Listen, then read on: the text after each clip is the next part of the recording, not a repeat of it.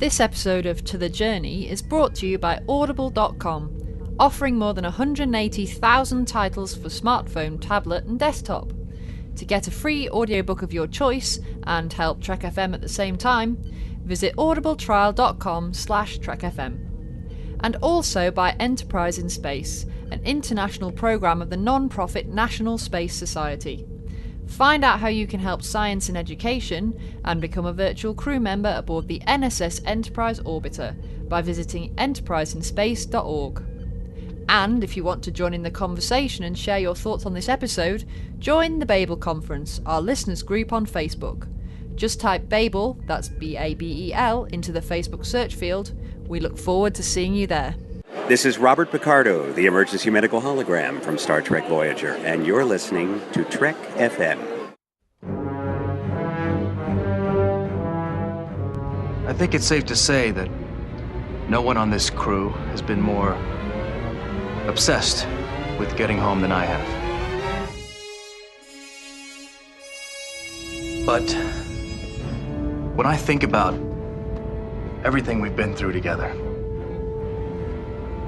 maybe it's not the destination that matters. Maybe it's the journey. And if that journey takes a little longer, so we can do something we all believe in, I can't think of any place I'd rather be, or any people I'd rather be with. To the journey. You're here. To the journey.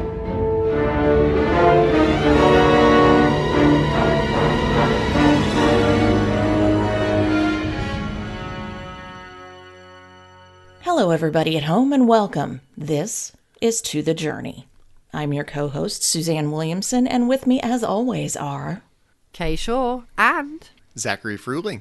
Well, today we're going to be discussing something a little bit different. I know Kay has brought up before that sometimes she hears from people, season 5 through 7 is all the Doctor and Seven. Nobody else. It's pretty much the Doctor and Seven show. The Dr. Seven show. Mm-hmm. So what we've done is each taken a look at episodes from season 5 through 7 and come up with some alternatives, showing that there's not just the Doctor and Seven. There are other characters on that ship. Oh, yeah. Yeah, there's some great episodes in here, actually. I was really surprised. Like, I knew this was the case, but when I tried to come up with a list, I came up with quite a long list, actually, so I'm quite pleased with that. So this is a very specific topic. Mm-hmm. We have the non-Dr. Seven episodes from seasons 5 through 7. Yes. I came up with 12. We do. I'm not going to tell you all 12, but I came up with 12. Why season 5 and not season 4 when we came up with this topic? Well, because I think season 4 is largely 7, to be honest, but... I just thought it was interesting that season 4 was excluded from the idea of this episode. Yeah, we could have put season 4 in there, but then we talked about season 4 a few weeks ago, so... That's true. There are 2 Chakotay episodes in season 4. Yes. And we did talk about season 4 fairly recently. That was probably more the reason why. So we're covering new ground. We're covering new ground, yes.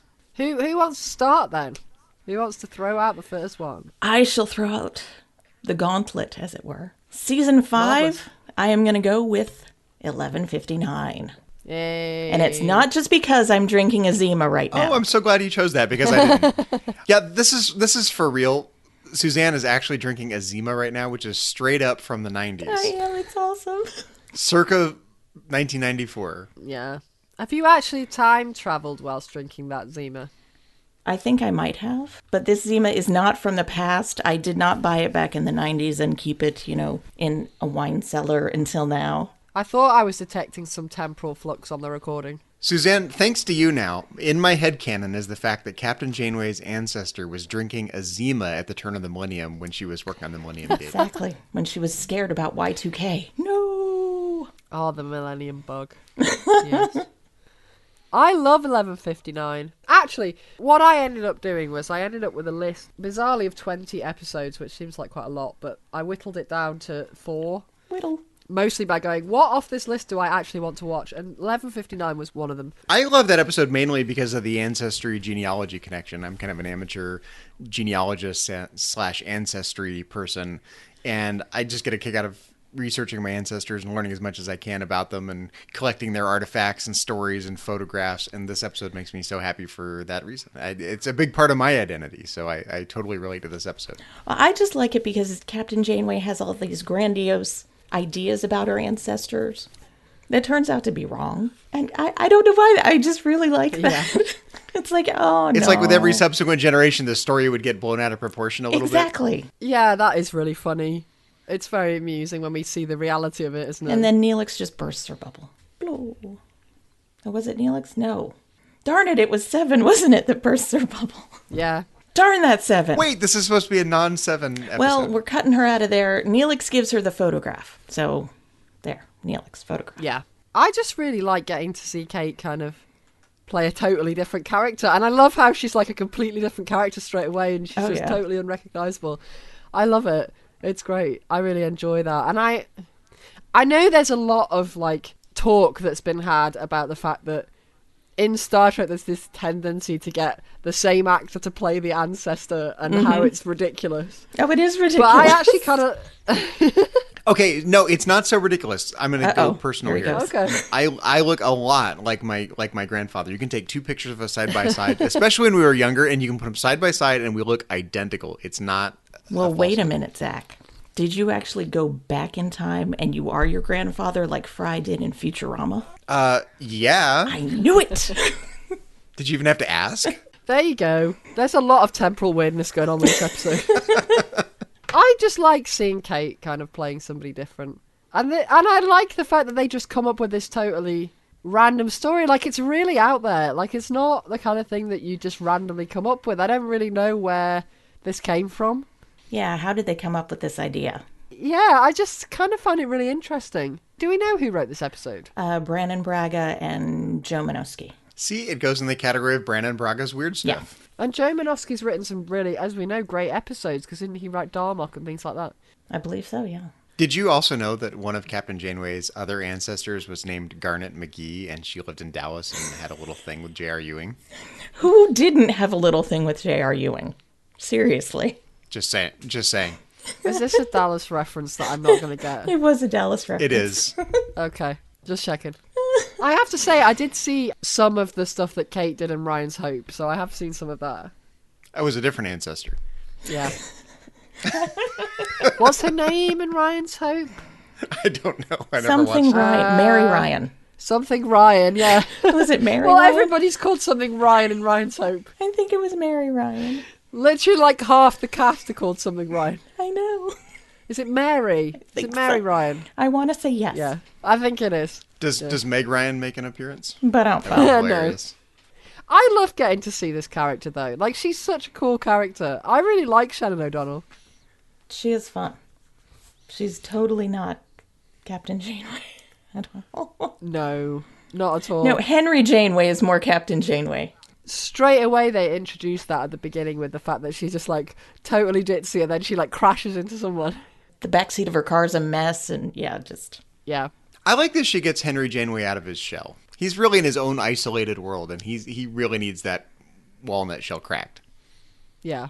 It's interesting, though, isn't it? Because she's kind of like, oh, yeah, that's the ancestor or whatever. But it's like Henry Janeway. He's the Janeway. Mm-hmm. You can kind of almost see that, like, she's ended up being a mixture of the two of them.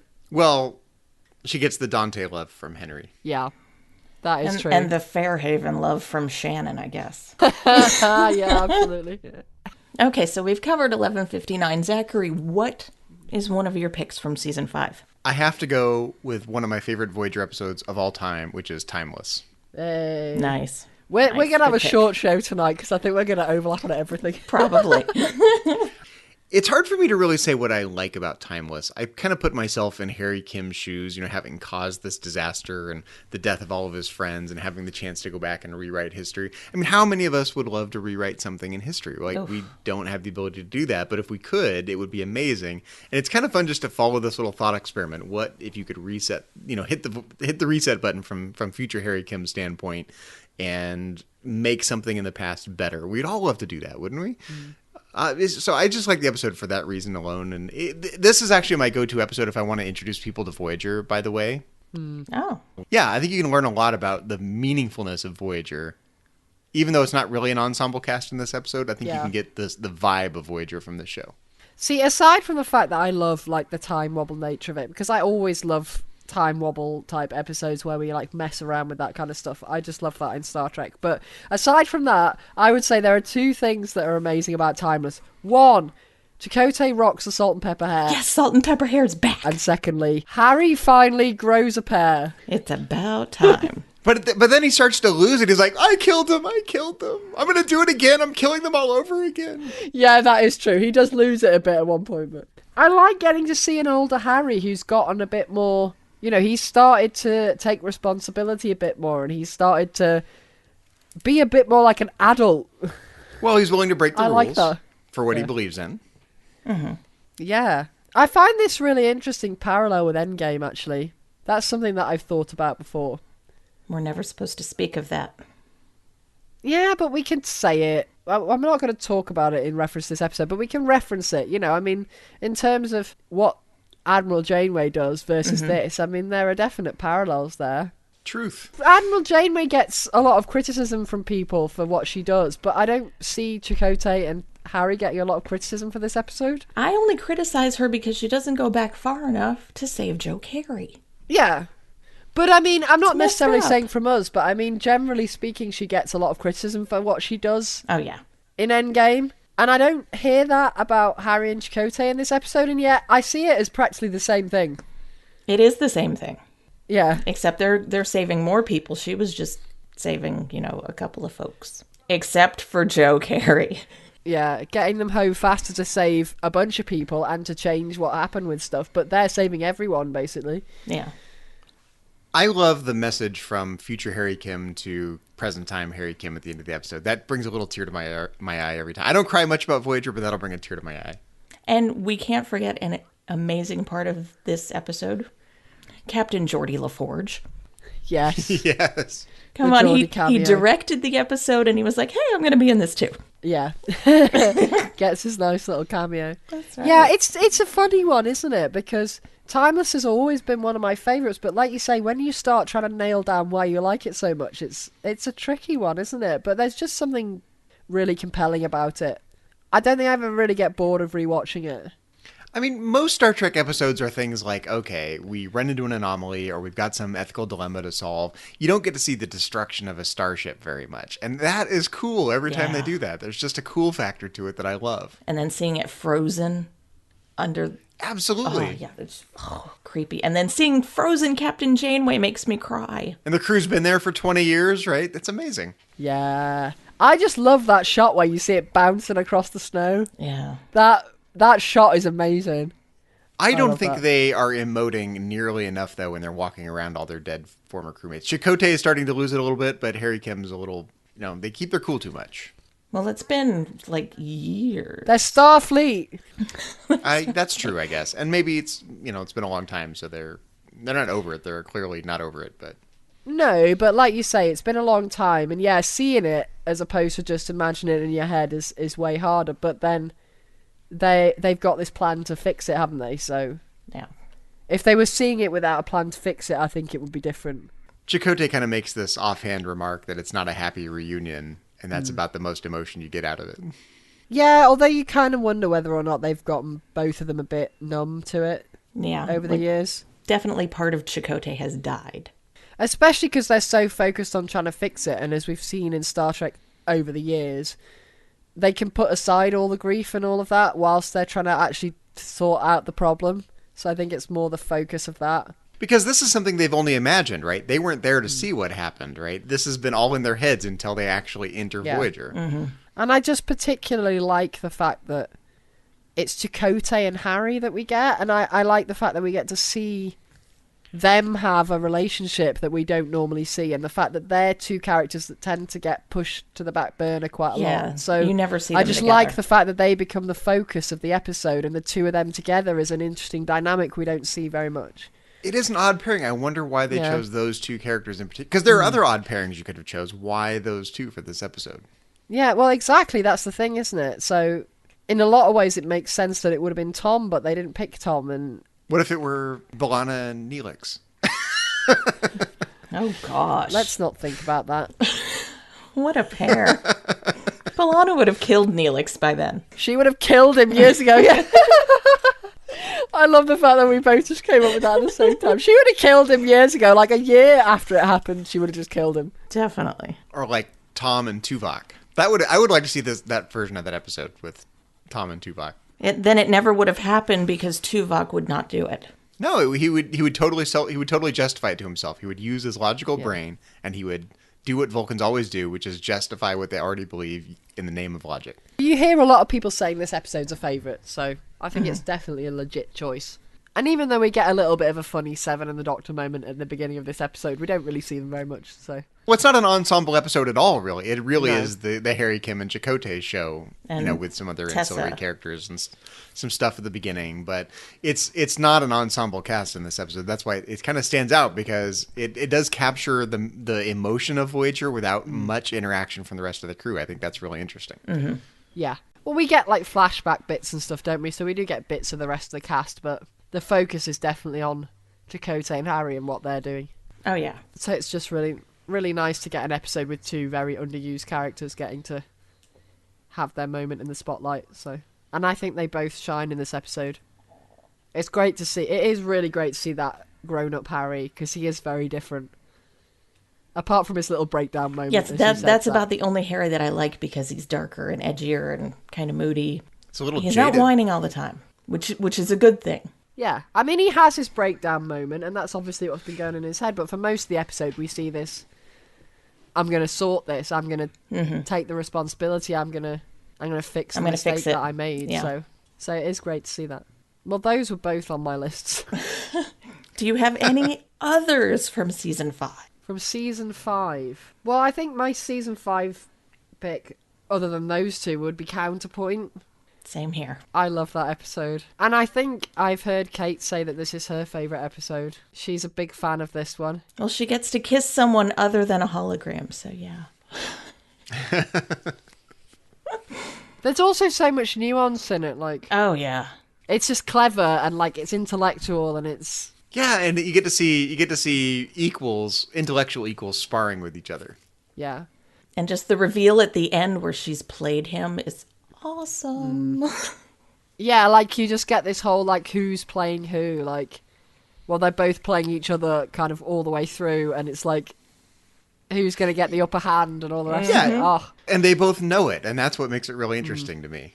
I still think she surprises him at the end, though. I think definitely. Yeah. He thinks he's got it over on her at the end. Oh, yeah, but he was arrogant. she's one step ahead of him all of the time. But I just love it. Like, I don't know why. Like, having watched a lot more Deep Space Nine since I watched this for the first time, it just makes me think, like, of, like, some of the relationships with some of the Cardassian characters. Like, I think Kashyyyk just makes me think of Dukat a bit. Like, the way that he is, like, how manipulative he is, and, like, the sort of... Completely. He can be so charming, and then he can get what he wants by just putting people into the right place and everything. But I love how intellectual this episode is, and how, like, they're just these equals that kind of face off against each other, but you never really get the sense of exactly how they feel about each other, whether there's any real feelings there, or whether it's all just manipulation, or whether it's a combination of the two. It's just beautifully played out. There's at least some sort of intellectual respect, even if they don't really trust each other. But we do learn that even bad people like classical music. So, Yeah. And by that point, it's really classical music. yes, very classical music. What is this, an episode of TNG? Well, yeah, exactly. The expression on Captain Janeway's face when she kisses him, like, in the shuttle bay, and then he leaves. It's just kind of like, there's this expression on her face, and there's so much you can read into that. Like, she just has this feeling, like, it's almost wistful, kind of like, oh, if circumstances were different, like, I could totally fall for this guy, but... But if circumstances were different, she would have already fallen for Chakotay, so... That's true. Well, she has already fallen for Chakotay, but that's true. But I love when Kashyyyk is just sitting in her chair. Because, I mean, you just don't do that. That's like... that's declaring war, and that's where he went wrong. Sitting in the chairs where we went wrong. Yes. Yeah. Out of the chair.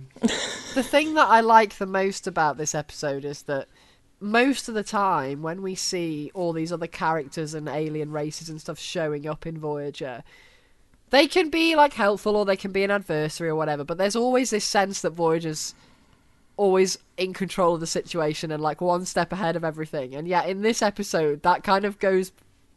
Yes, Janeway gets the upper hand at the end, but there's just this sense that like she's grappling with this guy, trying to like...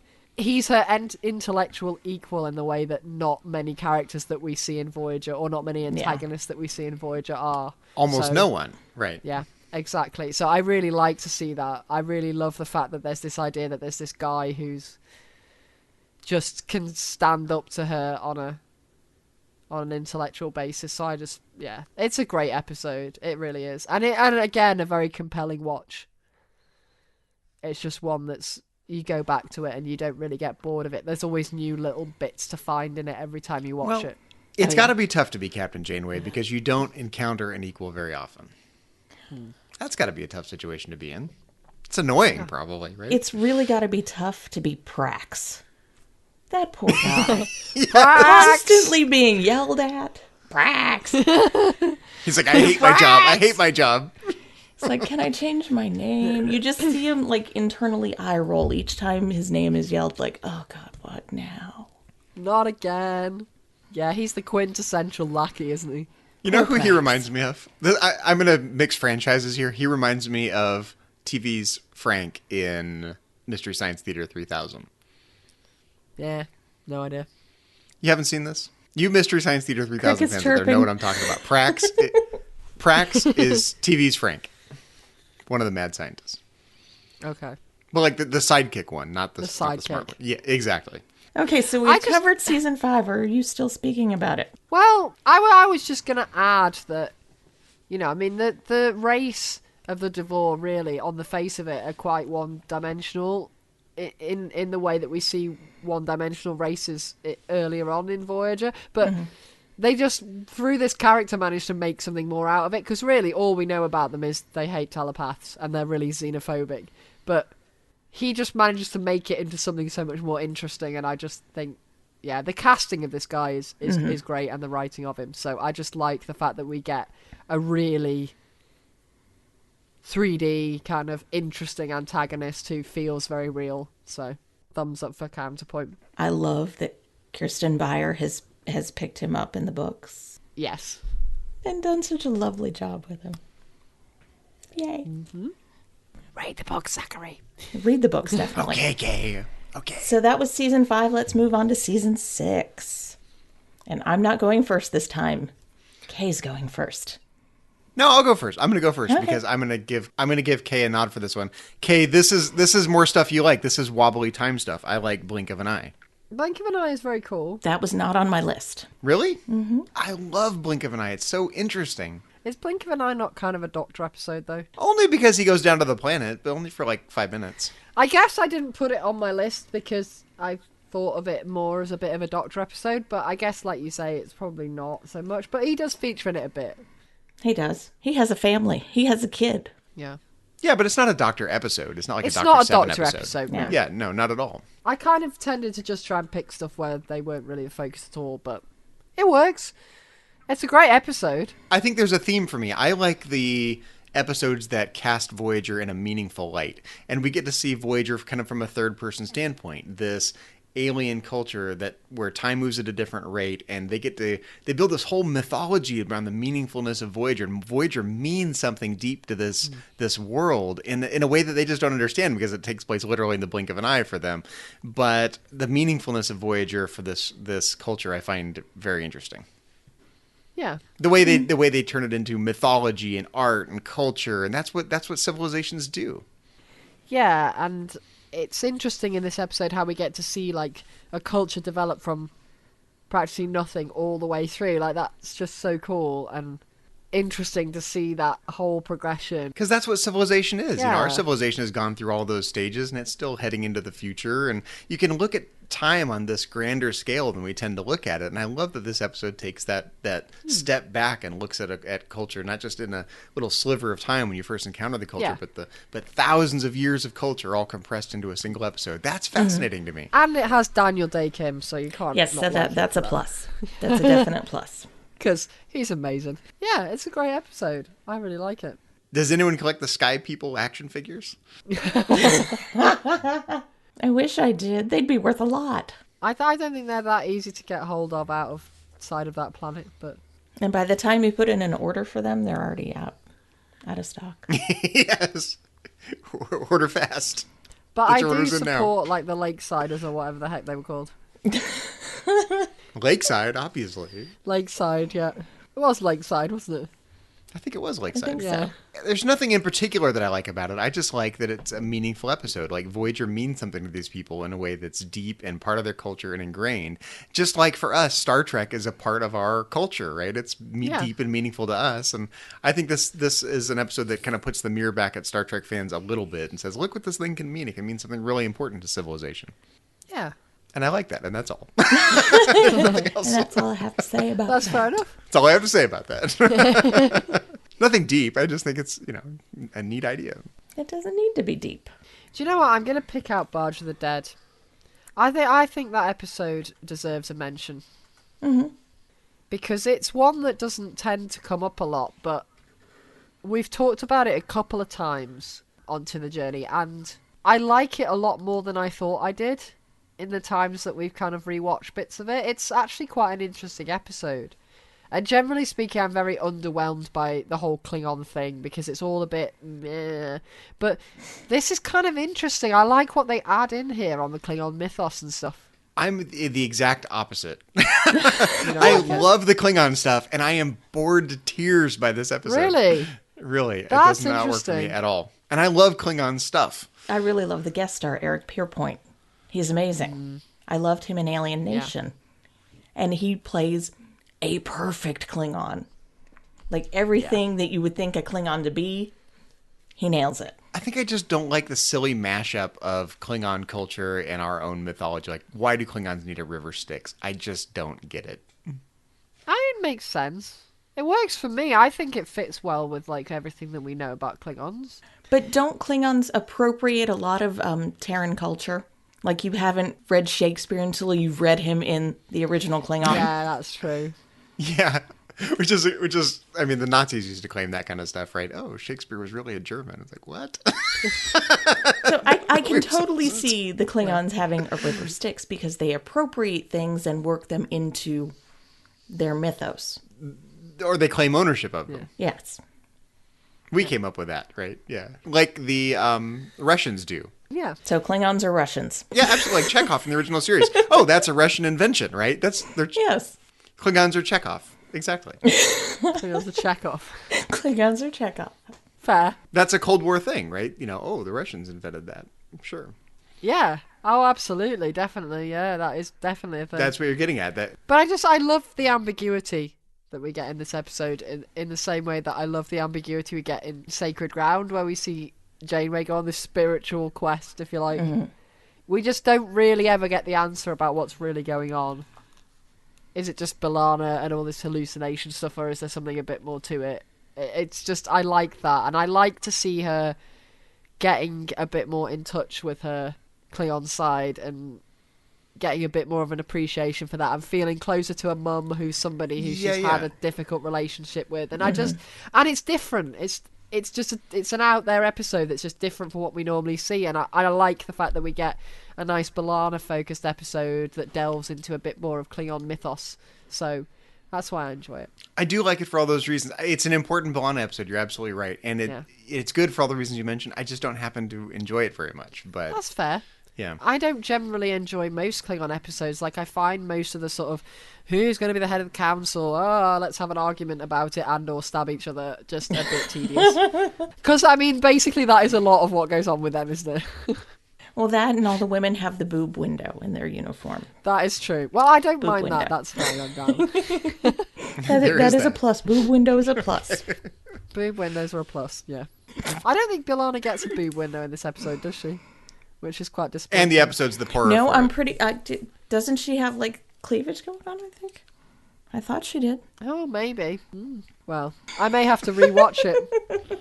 So I totally understand your perspective on this episode. I know a lot of people like it. I know it's an important B'Elanna episode. It just doesn't really work for me. It wouldn't be on my list as a great episode from this season, but That's fair. I mean, I probably wouldn't have picked it a year ago, but since we've talked about B'Elanna and various other things that have made me rewatch the episode over the last year, I've come to appreciate it more than I thought I did. But I have one on my list that I know you guys don't like. What? Oh gosh. It doesn't begin with an F, does it? Dragon's teeth. Oh, God. No, it begins with a D. Dragon's teeth. Oh, that's okay. See, that's what I'm saying. I know Suzanne goes, oh, not dragon's teeth. It's better than episodes beginning with F. Let's just not even go there. I know. I'm totally the minority. Most people don't seem to like dragon's teeth. And I don't dislike it. I think there's interesting stuff in it, but it's not a memorable episode for me. But now that I'm going through these episodes, there's a theme here, right? This is another instance of an episode where we look at culture on a grander scale besides just a little window. We have this chance to resurrect a culture, and I like the grandiosity of it that more than anything else. You're so meta. You should do a show called, like, Meta Treks or something. Yeah, there might be an idea for a show there. I think that's an opening. I'm so meta tonight. You are very meta Well, tonight. we did do an episode on Dragon's Teeth where we talked about a lot of We did do an episode on Dragon's Teeth, yes. I wonder whose idea that was. In which I was the only person who was willing to defend the episode. I don't know. I think I gave it a fair hearing. You were like, it's okay. Panic. I gave it some stuff. I watched it. Okay, well, I do have one more from season 6, though. You actually. watched it. You can't do more than that. That's right. I have one from season 6. Well, throw it out there. Riddles. Come on. That's on my list, too. Yeah. So that's the one I'm I talking had riddles on my long list. I love Tuvok riddles. not being Yes. Tuvok, but still being Tuvok. Yeah. And Neelix being his buddy, taking care of him. The Tuvok-Neelix relationship is great, and I always like when we get to see that come out. Because they're just so different. They are different, but I just enjoy Tuvok actually finds somewhere else to be in the crew. When he's not Tuvok, he finds something to do, and it's helpful. He makes really good food.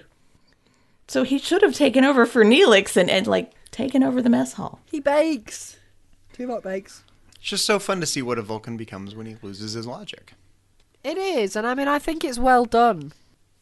There is a little bit of this whole criticism of Vulcans in the episode, which is something that we've talked about before that annoys me, but I think generally speaking it's done fairly well without jumping on top of that too much.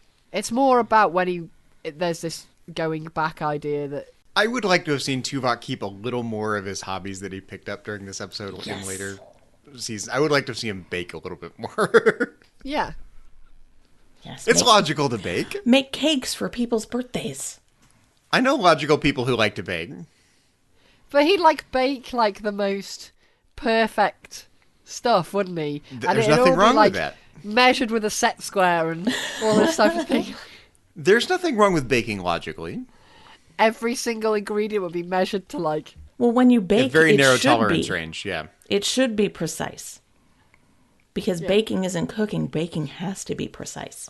Yeah, but what I mean is, like, to like, a point where it's just ridiculous. Like, 0.00001 whatever. Tuvok would be the kind of guy who would use the self-rising flour because all the ingredients are already in there with perfect precision. I don't think he would trust the self-rising flour. Nah, he'd be a purist. Especially if Neelix has been near the self-rising flour. Don't trust the self-rising flour. It would have Talaxian spice in it. What is it with Tuvok in a way? Because there's a logical component to having fun. Like, it decompresses you. It makes you have a better day. It puts everything in perspective. What is his beef against having fun? Vulcans do not have fun. It's logical to have fun, is my point. Vulcans do not I have don't know. fun. Logical or not, Vulcans just don't do it. Well, as Neelix points out, he won't call it fun, but he might still have fun. Because they're all about control, aren't they? Like, they have to do fun in a controlled way. It's not... what they call fun isn't necessarily what we'd call fun, so it's not like he doesn't have fun. He plays Calto. I was going to say Yeah. his fun is Calto or meditating. Right, but he's really having fun. Yeah. He just won't call it fun. Right. Yeah, he loves that, because, I mean, so much of what Vulcans think of as fun is based in intellectual challenge. And so that might look more like work to humans than fun, but it's fun to them. There just has to be some Vulcan bakers, though. Someone's got to bake. Someone's got to make the bread. Baked goods on Vulcan. Someone's got to make the donuts. With set squares, that's what I'm saying. That's what I'm saying. There's a logical component to these things. Yeah. I would like to try a Vulcan donut. That's always the thing, because so many cultures that we see in Star Trek are very one-dimensional, and obviously they're going to have people to do all of the roles that are required to make a society function, but we don't necessarily see that. I want to meet the Vulcan butchers and bakers and candlestick makers. Well, there won't be any butchers because Vulcans are vegetarian. That's but true. Anyway. So when there's a Vulcan wedding, what do you think the wedding cake looks like? Very, very precise. It probably looks like a calto. It's a calto cake. Yeah, it's like chocolate's fingers, and it's just like. I'm guessing that would be the groom's cake, because there's the wedding cake and then the groom's cake. The calto cake would definitely be the groom's cake. Is that a thing you guys have? It's a We southern don't have thing. that. Oh, okay. I think it's a thing. It's not a thing we have. But Riddles is great. I love Riddles. It's great, to see characters that don't get a lot of an airing getting some focus. Just like it's fun to see a different version of Harry Kim, we get to see a different version of Tuvok here. Yeah, exactly. Yeah. And it's always great to see Neelix in this caring role that we know that he can do. It's always brilliant when we get to see him given something a bit more serious to do. Neelix even gets to mock Tuvok a little bit. But in a loving way and in a caring way. Oh, sure. No, he's not being mean, but he gets to, Yeah. intonate Tuvok's voice. But he's done that a few times in different Neelix episodes. is always mocking Tuvok. Mr. Vulcan. Mr. Vulcan. I love that he never stops calling him Mr. Vulcan, and that's like a throwback to the pilot. I love that. It's just beautiful. It's like one of those beautiful little things. Yeah, it's beautiful to me in the same way that Harry Kim calls B'Elanna Maquis and she calls him Starfleet. Maquis and Yeah, I love Starfleet, that. yeah. Yeah. Speaking of, did anyone notice during this past week's Discovery, Burnham Yes. called Ash Starfleet? I was like, what? Where'd that come Starfleet. from? Yeah, she did. I was like, what? It just blew my mind. I was like, well, wait a minute. This is totally Starfleet. B'Elanna saying that, not Michael Burnham. It's a nice little reference, though. They just keep smattering so many out there, don't they? Okay, so that was season 6. Moving on to number 7. Kay, number 7. What you got? I'm going to get in there before you do. Shattered! Damn it!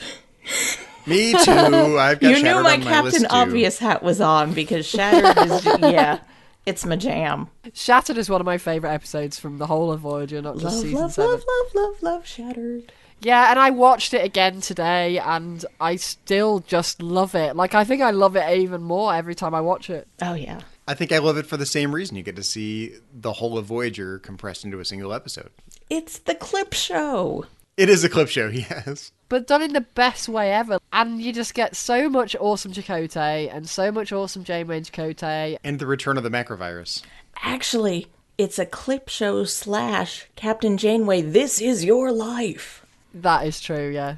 I just love how it's all played out and how we get all these different throwbacks, but there's new stuff in there as well, and we get the weird science that causes it all, and everybody gets a little moment, but it really is at its heart, it's a Chakotay focused episode, and then obviously we get the Janeway stuff as well, and it's just so incredibly awesome to watch. They just pack everything into it. It's like, oh, I love it. Come on, plus Seska! Yeah. The return of Seska! Yep. Because she left us way too soon. Yeah, she's ace in this episode.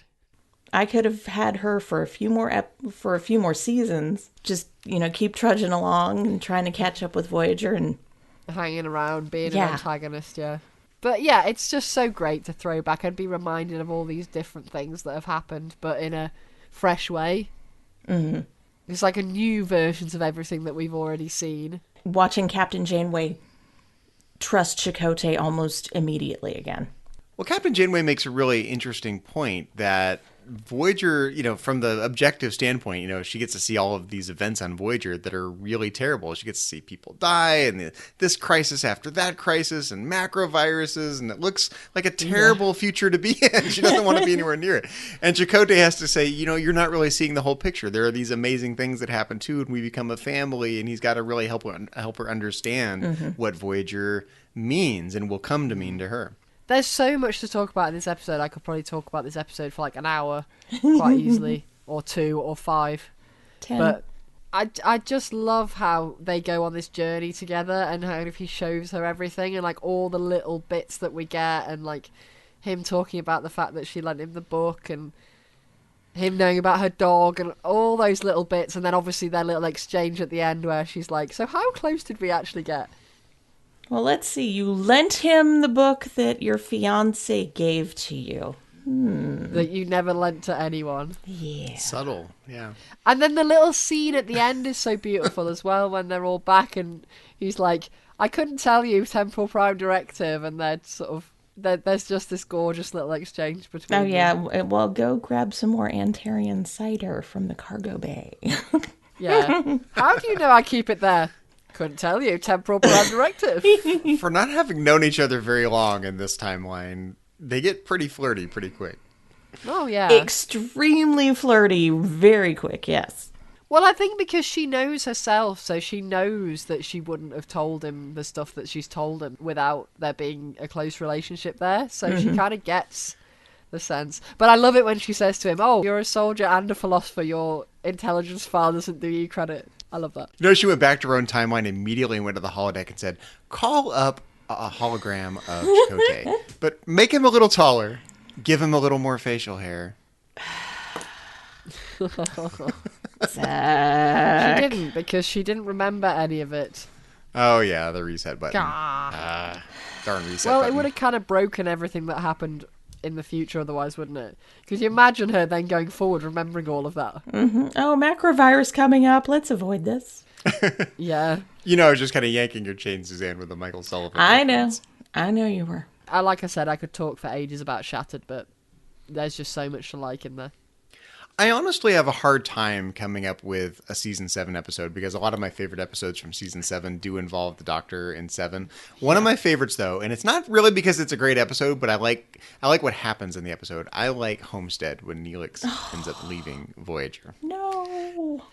I like the ending bit. I think he has an incredibly difficult choice to make, and he ends up making a very hard choice to leave his Voyager family for the sake of his own happiness elsewhere and this new life he's going to start. And that's a really hard thing to face, and I like that Neelix has to face it, and it's a great episode. But did he possibly leave because they were Talaxians and in a couple of years he's going to need another lung? Because his Ocampan lung is going to give out because they only last so long. Yeah, that's true. So this is a large lung donor pool, is what you're saying. Exactly. He's like, there's a lot of lungs here for me to choose from. Yeah. It's like, whew, got that lung thing taken care of now. Well, Ocampan, they only live so long. 7 or 9 years or whatever. So it is, therefore, their organs are going to Organs. give out. His lung's going to die in 7 years. yeah, And he's exactly. going to need something. And the Vidians aren't there anymore. It's totally legit. I love this episode most for the fact that the ending part of it is the closest we get to a proper Voyager ending. Yes. Because when he gets his little send-off at the end, he gets the best send-off out of all of them, but I just love that whole little scene where he's walking through the corridor and everybody everyone's says there. goodbye to him and stuff. Yeah. And Tuvok dances. Tuvok. Yeah. Oh. That is like a more of a Voyager proper ending for me than anything we get in Endgame, so I like it for that. I That don't is like good. the fact that Neelix left and didn't come back to Earth with them, but I like it No, for that. because it was so close to the ending and he was in it for the long haul. Why leave right before they get home?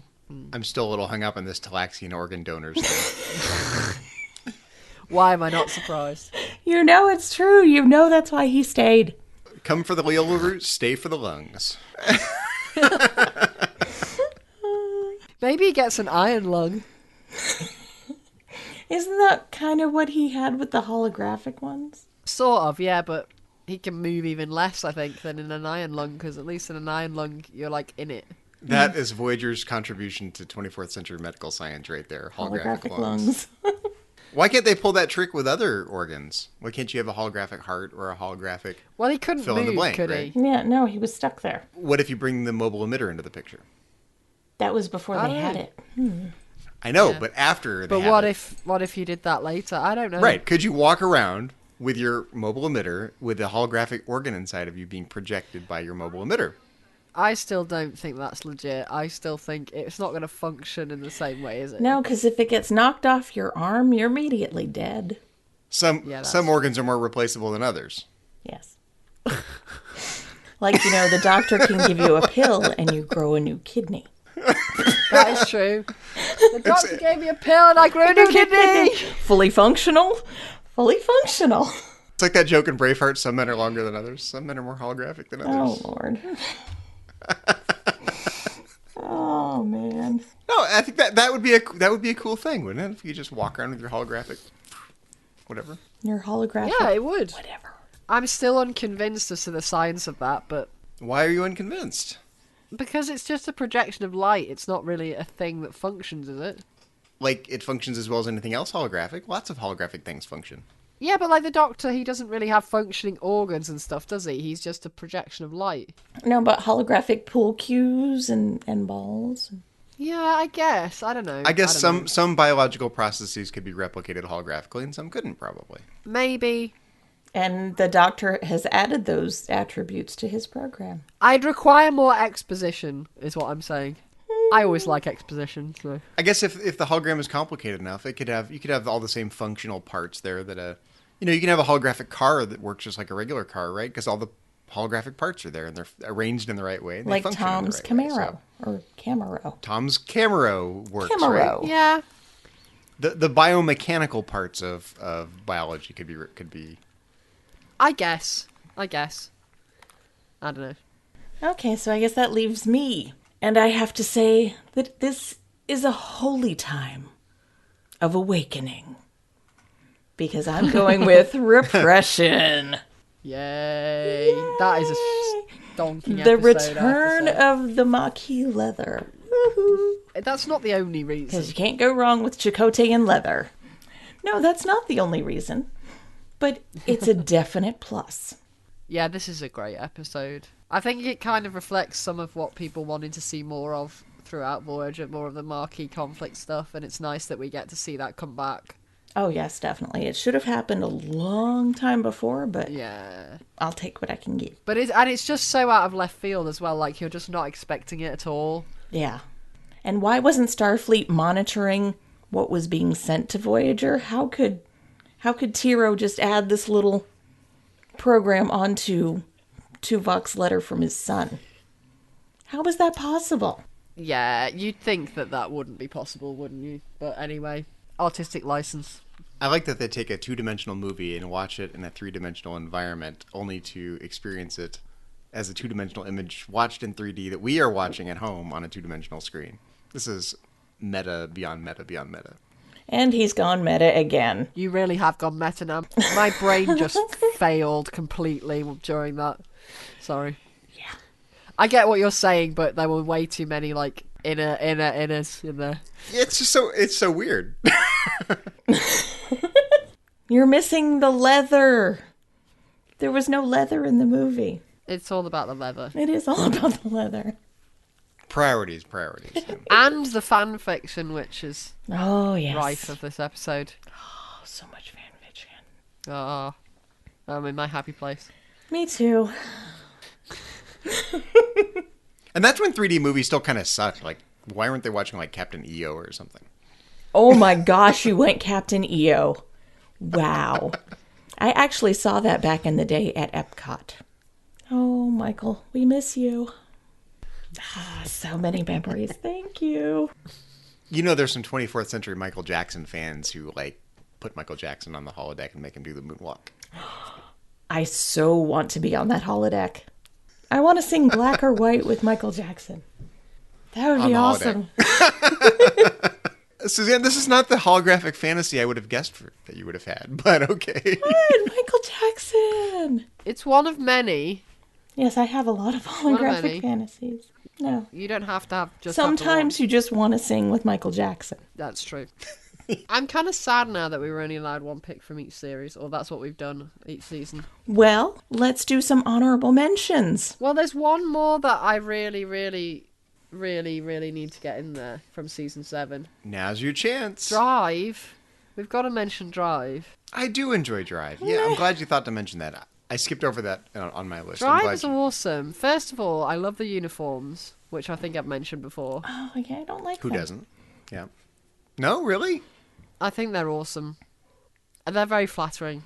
I would get, like, food and stuff on them because I'm constantly dropping food, and the white is not good. I would get them dirty really fast, yeah. Yeah, but it kind of looks like that kind of material where you can just wipe it off. Well, that would be good. Because it's like overalls, isn't it, rather than the normal material for the normal uniforms. So I love the uniforms. You're saying they're Stainmaster uniforms. No, I'm just like, they're more like overall material, you know, where they just, like, you can get stuff on them, but it just wipes off, or they wash really easily. Stain so guard. I think it would be fine, yeah. So you can be like a sort of petrol head and not get oil all over yourself.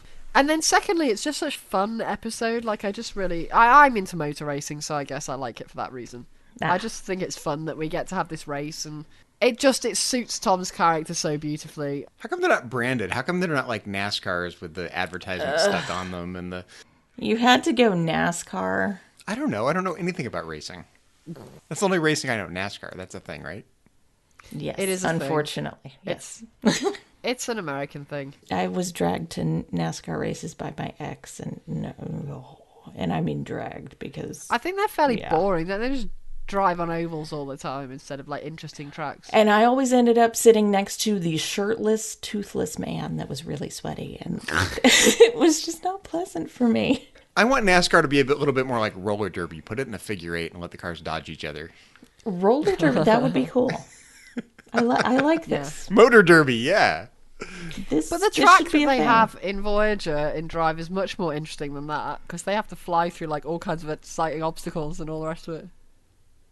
So it's cool. I like it for that reason. I think it's fun. It suits Tom, like, down to the ground, because you could totally believe him being in, like, a race. And then, of course, we get all the Tom and B'Elanna, like, stuff. And it's gorgeous. It's just lovely. I love that Tom just can't believe that Captain Janeway thinks it's a good idea.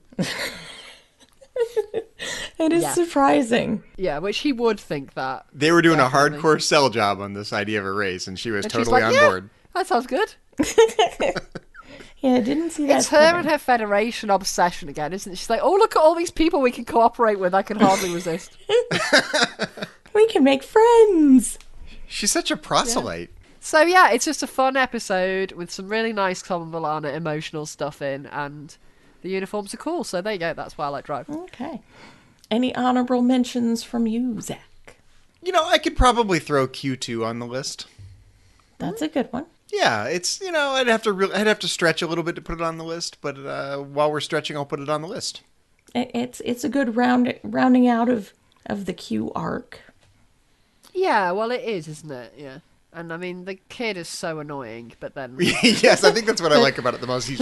You just want to smack the heck out of him. And then he has to be because it's in his DNA. He has to be Yeah. annoying. And I have to say, I absolutely love the fact that they cast John Delancey's actual son to play his I know, son. it Yes. was perfect. I thought that was fab. I just get a kick every time he says Aunt Kathy. I just die laughing. It is funny. Q is great. So yeah, I do like that episode. It is a good one. I don't necessarily think it's the best out of the Q episodes. No, on it's just a Voyager, but fun I episode. do I like know, but it. it's good. It's a good way to end Q on Voyager. Yes, definitely. Well, to round out Q, because that's the last we see of him, isn't it? Yeah. And it's a good Icheb episode. In the show, that is. Yes. Well, in the show, yeah. Books. You guys. It's just hashtag books. Hashtag books. Hashtag read the book, Zach. Yes, Exactly. totally be a thing. Okay, well, my honorable mention is going to go to Muse. Because even people on other planets ship Janeway and Chakotay. To be fair, this is going to sound really bad, but that is the only thing I remember from this episode. Again, I feel like I sound like a broken record here, but I like that episode for the same reason. It's fun to see another culture's take on the meaningfulness of Voyager and how to incorporate that into their own culture. And that's totally in line with what I liked about Blink of an Eye and so on. But good pick. I love it. I do like that episode a lot. It's not interesting, really, per se. No, just seeing another culture's reaction and incorporating it into their little stories. It's inherently interesting because of that. It's not a great episode, but and then B'Elanna freaking out because Janeway and Chakotay wouldn't kiss. How does she know? Is she in Janeway's quarters? Does she have a camera set up? I think they kiss. Author's license. Yeah. Well, it's been fun not talking about the Doctor and Seven today, but these aren't the only things we've not been talking about here on the network. So here's a quick look at some of the other things you may have missed elsewhere on Trek FM. Previously on Trek.fm, Earl Grey. Yeah, Data's role is really interesting, and actually, one of the things I really like about this episode is the humor in it. There's some really funny stuff, like when Data is basically the judge in this contract dispute, things happen like Ardra makes Picard disappear, and he says the advocate will refrain from making her opponent disappear, which is hilarious and not the kind of thing you usually see in courtroom dramas like this. So, The Edge, a Star Trek Discovery podcast. See, I would love that. I would love to have a scene where Voq and Tyler meet, I would be just fine with that. I don't need this to be the thing. And honestly, like when I watched Choose Your Pain the first time, I watched the episode. I didn't think for a second he would have been Voq. I didn't think of that at all. Mm-hmm. Warp 5. And he like scratches his nose under his suit. It's like, yeah, that doesn't look like that would help you from anything, except for the rain. You keep rain off of you or something. Well, you also just look at this side of paradise, right, for the original series. Anytime any of our major characters get like sprayed in the face with something, it doesn't turn out well, right? So, That's right. The 602 Club. When we're talking about the idea of context and history, I think this is the biggest issue that I see in this film, and with the Force Awakens too. And you put them together because they're going to make a trilogy. Is look, writing 101. If you don't know the past and the future of your characters, you absolutely 100% cannot write their present. And that's what else is happening on Trek.fm. Check out all these shows and join the conversation about your favorite corner of the Star Trek universe and beyond. You'll find us wherever you get your podcasts. If you're an Apple user, be sure to hit the subscribe button in Apple Podcasts on iPhone, iPad, or Apple TV, or on the desktop iTunes app to get the latest episodes as soon as they are published. Also, please leave us a star rating and written review. If you're not an Apple user, we've got you covered as well. You can find our shows on Google Play Music, Stitcher, TuneIn, Spreaker, SoundCloud, Windows Phone, in most third-party apps, and you can stream and download the MP3 file from our website and grab the RSS link. Also, remember, we're currently running a contest. Leave us an iTunes review, and you could win a Voyager DVD box set that has been donated by Ju Kim. Well, we'd love to hear your thoughts on today's show, and there are lots of different ways for you to send them to us. The best place to join in the larger conversation is in the Babel Conference, our listeners group on Facebook. Just type Babel, that's Babel, into the search field, and it should come right up. If you'd like to send us an email, you can use the form on our website at trek.fm/contact. Choose Message to a Trek FM Show and select To the Journey. That will come right to us. You can also find the network on Twitter at TrekFM and on Facebook at facebook.com/TrekFM. So, Zach, when you're not dressing up in your wipe clean suit and going for a race, where can our listeners find you? Well, you can find me elsewhere on Trek.fm as co-host of Metatrek's Trek FM show on Star Trek and philosophy. You can always find me in the Babel Conference if you'd like to talk about Voyager with me over there, and you can follow me on Twitter. My handle is just my name, at Zachary Fruhling. That's Zachary, Z-A-C-H-A-R-Y, Fruhling, F-R-U-H-L-I-N-G.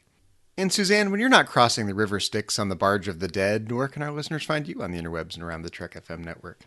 Well, you can find me popping up every now and again on the Babel Conference. You can also find me on Twitter. My handle is KJaneway8.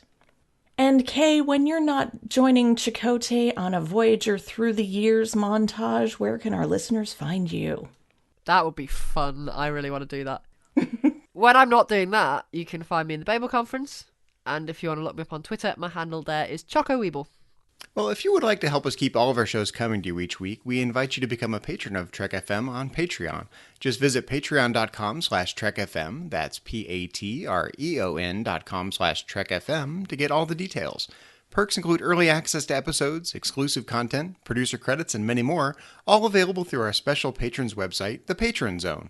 It requires a great deal of time and money to produce, host, and distribute these podcasts each month. We really appreciate any support you can give us, and we hope you'll join the team. Again, you'll find all the details at patreon.com/trekfm. Well, we have some people that we'd like to thank.